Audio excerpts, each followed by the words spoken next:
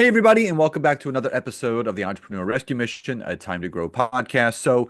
We're going to be talking about over the next 4 weeks why you and how you can really scale and grow your business using LinkedIn. Now, there are multiple ways of doing this, and we're going to be talking about something particular today. But if you're interested in going deeper in all of these topics over the next 4 weeks, we're actually doing a 5-day free workshop called Scale Your Business Using LinkedIn.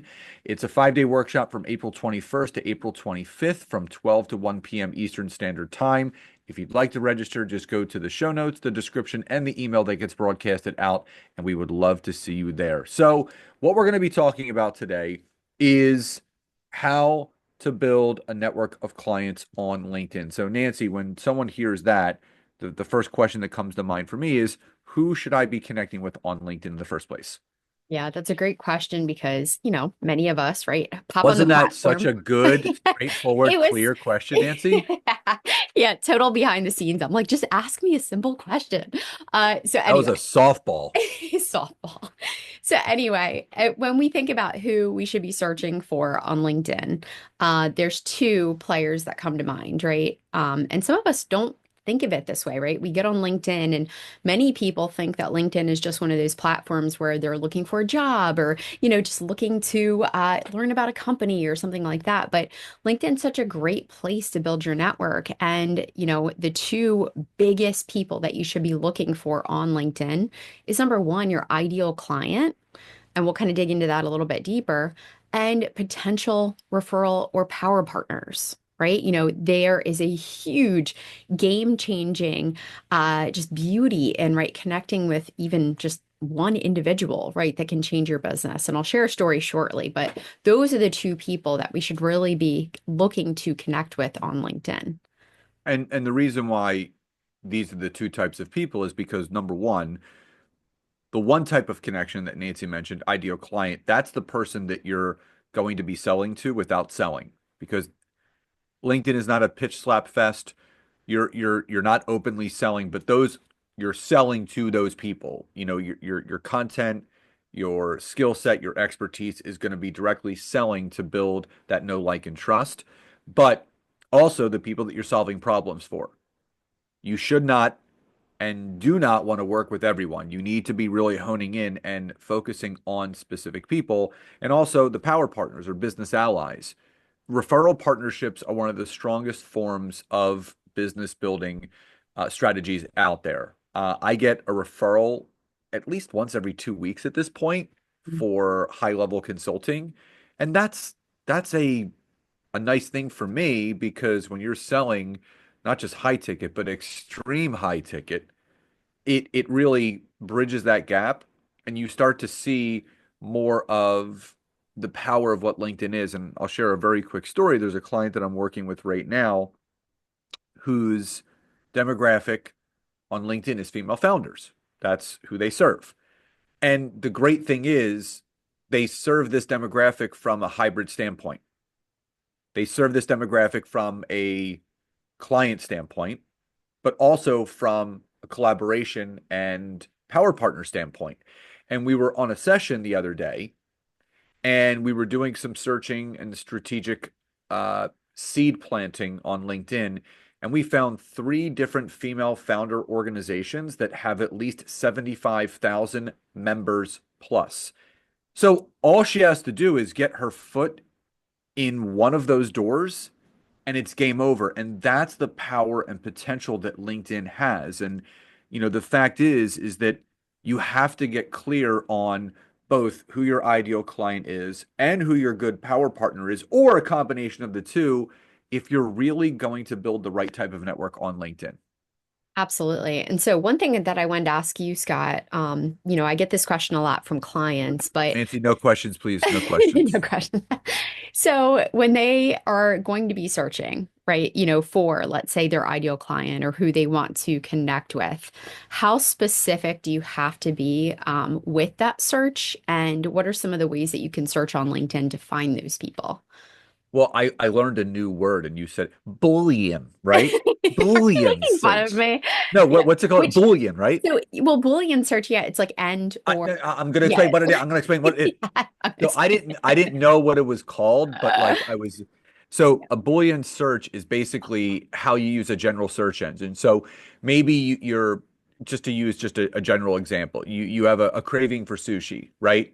And you're looking for a sushi restaurant in your local area. So you would type in sushi, comma, my local area. So you would put like Philadelphia or New York City, and then basically a Boolean search basically is and or and use commas to do that. So the great thing about LinkedIn is that you can use these same kind of searches for finding the exact people that you want. So for using myself as an example, business podcast hosts are a great connection for me. Number one, they're people that most likely have other offers, so I can actually serve them as a coach or a consultant, or for one of the various programs that Nancy and I have, like our mastermind, or they could be a collaborator and business ally where we can do a podcast interview swap. So basically, what I would do is I would go to the search bar and I would type in podcast host, comma, business. So what that's going to do is it's going to go through all of the search capabilities that LinkedIn has, and it's going to pull up profiles that have both podcast host and business intertwined. And LinkedIn will actually show you by bolding, like they will show in bold where they found those keywords. So maybe you're in health and wellness, but you wanted to get on health and wellness related podcast, right? You would type in health and wellness, comma, podcast host. So you can get as clear and as specific as you want. But what I will say, just a forewarning, do not use adjectives when using LinkedIn, meaning do not search for adventurous or motivated or inspired. Because here's the thing, LinkedIn pulls that information from the headline portion of someone's profile. Now, they may mention those adjectives or descriptive words in the summary section, but that's not where LinkedIn pulls their search results from.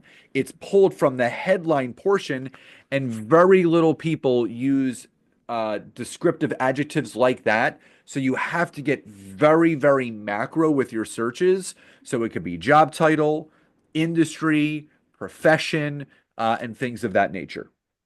Excellent. Now, the question that I also get is, often like when someone is just getting started, they get nervous, right, about pigeonholing themselves, into searching for like one specific person. Uh, what is your recommendation as far as maybe really honing in and focusing on a particular person? Like any thoughts there?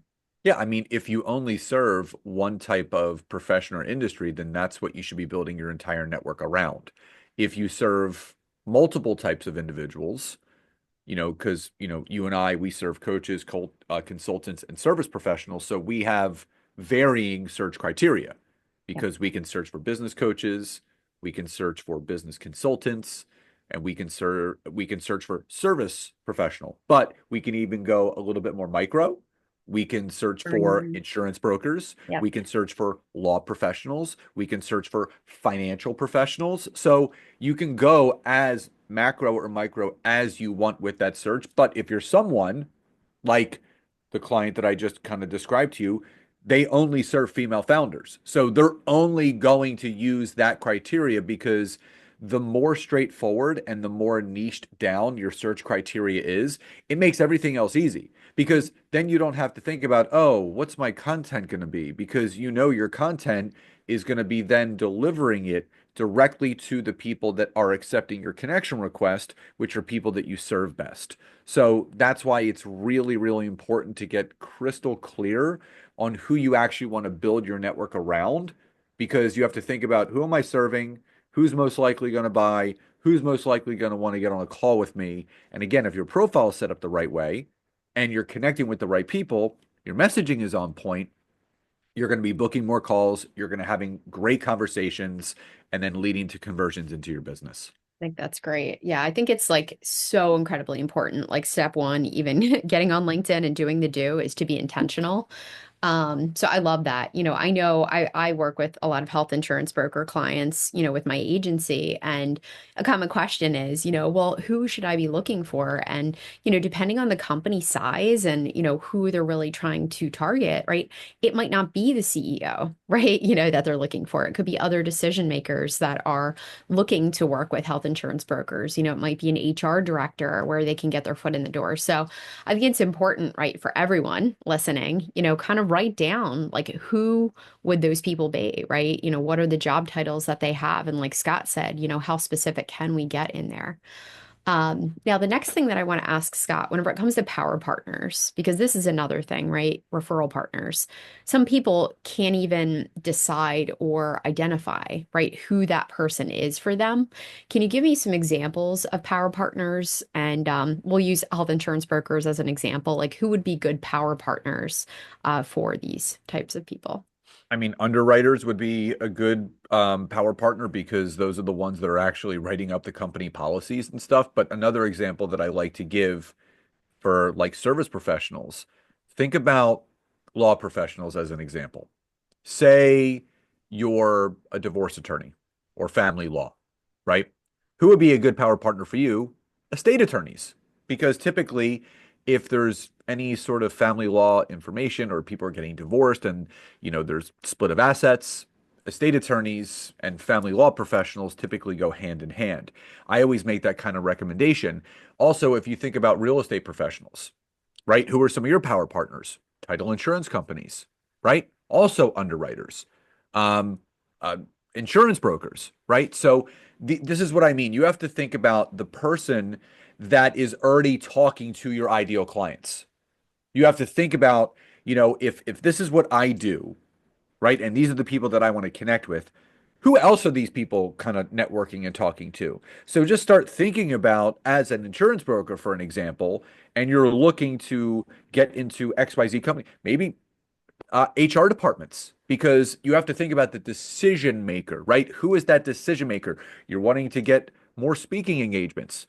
Talk to the marketing people. Those are the people that are putting out the events, the event coordinators and the marketing coordinators. So it's we make it more difficult than it really needs to be. You just have to think about who is that person that is one intro away. And this is the honest to God truth. One of my clients had this big aha moment when we found these three different, female founder organizations.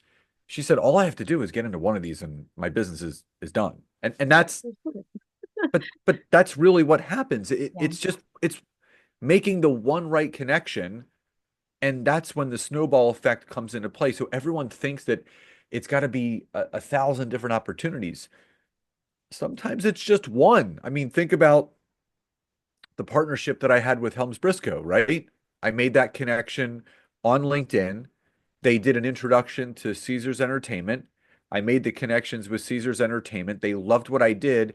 And that led me to booking 16 paid speaking gigs from one connection, Yeah. which led to other opportunities because people were in other organizations and I spoke at the Philadelphia Insurance event, like all that great stuff. So the fact of the matter is you have to have clarity on who you're serving, how you're serving them, and making the right connections. The more crystal clear and specific the network that you're building is, the better results you're going to have. So again, we're going to be diving into much deeper content during our 5-day free workshop, which again is from April 21st to April 25th from 1 to 2, 12 to 1 p.m. Eastern Standard Time. We used to do them at 1 o'clock. We're doing them at noon now. So they're really lunch and learns. And again, if you want to register, all you have to do is go to the description of the episode, the show notes, or the email that gets broadcasted out, and we would love to see you there. So everyone, we hope you enjoyed today's episode. Love and gratitude, and we will see you next time. Bye-bye.